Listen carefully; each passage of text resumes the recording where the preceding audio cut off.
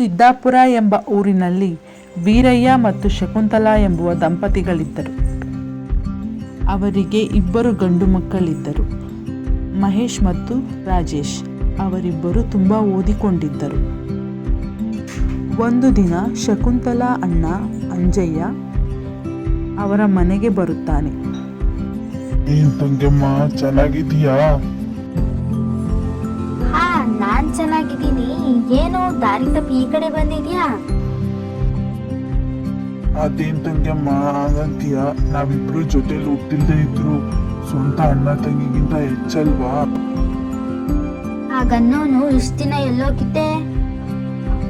ತಂಗಿ ನೆನ್ಪಾಗಿಲ್ವಾ? ಅಮ್ಮ ಹಂಗಂತೀಯ? ಸರಿ, ನನ್ನ ಅಳಿಯಂದ್ರು ಏನ್ ಓದ್ತಿದ್ದಾರೆ? ದೊಡ್ಡವನು MBA ಮಾಡಿದ್ದಾನೆ, ಚಿಕ್ಕವನು B.Tech ಮಾಡಿದ್ದಾನೆ. ಮಕ್ಳೇನೋ ಚೆನ್ನಾಗಿ ಓದ್ತಿದ್ದಾರೆ, ಆದ್ರೆ ಅವ್ರನ್ನ ಓದಿಸೋ ಅಷ್ಟು ಸೌಕರ್ಯ ನಮ್ಗೆ ಆ ದೇವ್ರು ಕೊಟ್ಟಿಲ್ಲ. ಅವರೇ ಚಿಕ್ಕ ಚಿಕ್ಕ ಕೆಲಸ ಮಾಡ್ಕೊಂಡು ಓದ್ಕೋತಾ ಇದ್ದಾರೆ. ಮಕ್ಳು ಅಷ್ಟೊಂದು ಕಷ್ಟ ಪಡೋದ್ ಯಾಕೆ? ನಿಮ್ಮ ಹತ್ರ ಇರೋ ಹೊಲ ಮಾರಿದ್ರೆ ಅವ್ರಿಗೆ ಕೆಲಸ ಕೊಡಿಸ್ಬೋದಲ್ವಾ? ಓ ಯಾಕಣ್ಣ, ಯಾವಾಗ್ಲೂ ಬಂದ್ ಬರೀ ನಿಮ್ದು ಇದೇನಾ? ಯಾವಾಗ್ಲೂ ನಮ್ ಹೊಲದ ಮೇಲೆ ಕಣ್ಣಾಕ್ತಿಯಲ್ಲ, ಅದನ್ನ ಮಾರಿ ಅದನ್ ಮಾಡಿ ಇದನ್ ಮಾಡಿ ಅಂತ. ನಮ್ಗಿರೋದೊಂದ್ ಹೊಲ, ಅದನ್ನು ಇಲ್ದಿರೋ ಹಾಗೆ ಮಾಡಕ್ಕ ಆಗಲ್ಲ ತಂಗಮ್ಮ. ಮಕ್ಳು ಅಷ್ಟೊಂದು ಓದಿ ಮನೆ ಹತ್ರನೇ ಇರ್ತಾರಲ್ಲ, ಆ ಹೊಲ ಮಾಡಿದ್ರೆ ದುಡ್ಡಾರು ಬರುತ್ತೆ, ಅವ್ರ ಕೆಲ್ಸಕ್ಕಾದ್ರೂ ಸೇರ್ಕೋಬಹುದು ಅಂತ ಅಷ್ಟೇ. ಅವ್ರಿಗೆ ಕೆಲ್ಸ ಕೊಡ್ಸಿ ನಾವು ದುಡ್ಸ್ಕೊಳ್ಳೋದಿರ್ಲಿ, ಇರೋ ಹೊಲನು ಮಾರಿ ನಾವು ಬೀದಿಗೆ ಬೀಳು ಅಂತ ಹೇಳ್ತಿದ್ಯಾ ನೀನು? ಕೊಟ್ಟಿದ್ ಸಲಹೆ ಸಾಕು, ಹೊರಡು ಇಲ್ಲಿಂದ.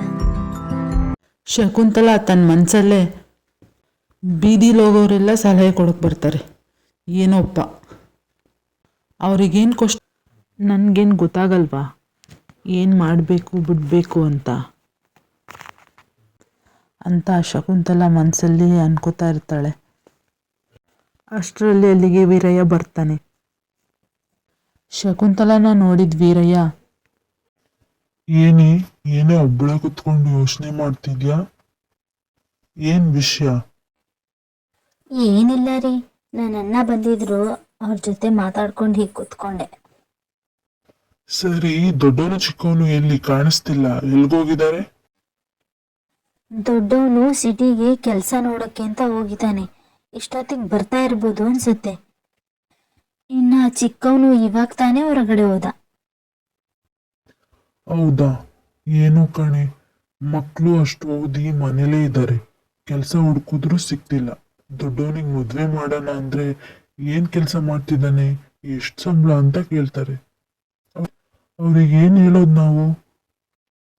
ಹೌದು ರೀ, ಇವಾಗ ಇದೇ ದೊಡ್ಡ ಸಮಸ್ಯೆ ಆಗಿರೋದು ಅಂತ ಇಬ್ರು ಅನ್ಕೋಬೇಕಾದ್ರೆ ಆವಾಗ ತಾನೇ ಮಹೇಶ್ ಸಿಟಿಯಿಂದ ಬರ್ತಾನೆ. ಹೋಗಿದ್ ಕೆಲ್ಸ ಏನಾಯ್ತು ಮಗ್ನೆ? ಕೆಲ್ಸ ಸಿಕ್ತಾ? ಇಲ್ಲ ಅಮ್ಮ, ಏನ್ ದರಿದ್ರನೋ ಏನೋ, ನನ್ಗೆಲ್ಲೂ ಕೆಲ್ಸನೇ ಸಿಗ್ತಾ ಇಲ್ಲ.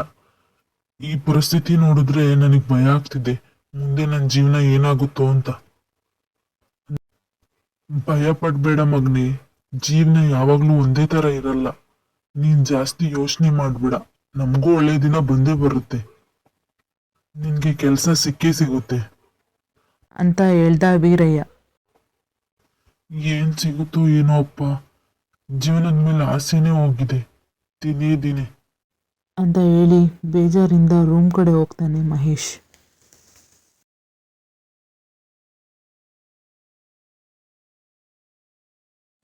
ಹಲೋ, ಹೇಳು ದೇವಿ, ಅಪರೂಪಕ್ಕೆ ಫೋನ್ ಮಾಡಿದ್ಯಾ? ಶಕುಂತಲಾ ಚೆನ್ನಾಗಿದ್ದೀಯಾ? ನಾನ್ ಚೆನ್ನಾಗಿದ್ದೀನಿ ದೇವಿ, ನೀನ್ ಹೇಗಿದ್ದೀಯಾ?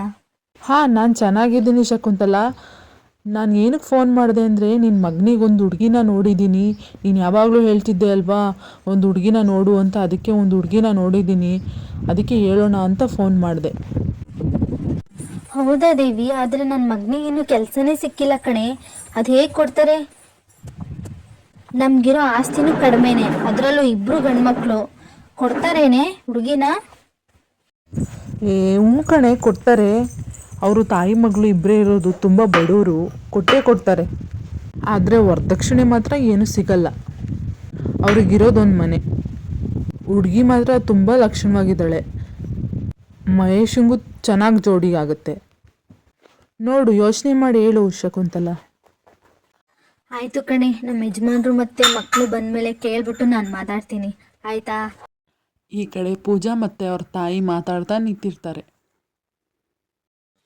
ಏನಮ್ಮ ನೀನು, ಎಷ್ಟೆಲ್ಲ ಹೇಳ್ಬೇಕಮ್ಮ ನಿನಗೆ ನಾನು, ನೀನೇನು ಕೆಲಸ ಮಾಡಬೇಡ, ನಾನೇ ಎಲ್ಲ ಮಾಡ್ಕೋತೀನಿ ಅಂತ.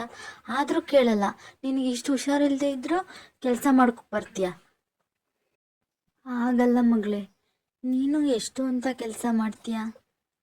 ನೀನು ದುಡಿಯೋದು ನೋಡಿದ್ರೆ ನನಗೆ ಬೇಜಾರಾಗುತ್ತೆ ಕಣಮ್ಮ.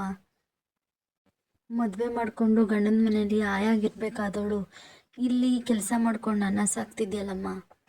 ಯಾವುದೋ ಜನ್ಮದ ಪುಣ್ಯ ಮಾಡಿದ್ದೀನಿ ಕಣಮ್ಮ ನಿನ್ನಂಥ ಮಗಳು ಸಿಗೋಕೆ. ಹಾಗೆಲ್ಲ ಹೇಳ್ಬೇಡ ಅಮ್ಮ, ನಿನ್ನಂಥ ಅಮ್ಮ ಸಿಗೋಕ್ಕೂ ನಾನು ತುಂಬ ಪುಣ್ಯ ಮಾಡಿದ್ದೆ. ನೀನು ನನ್ನನ್ನು ಚೆನ್ನಾಗಿ ಸಾಕಿದ್ಯಾ.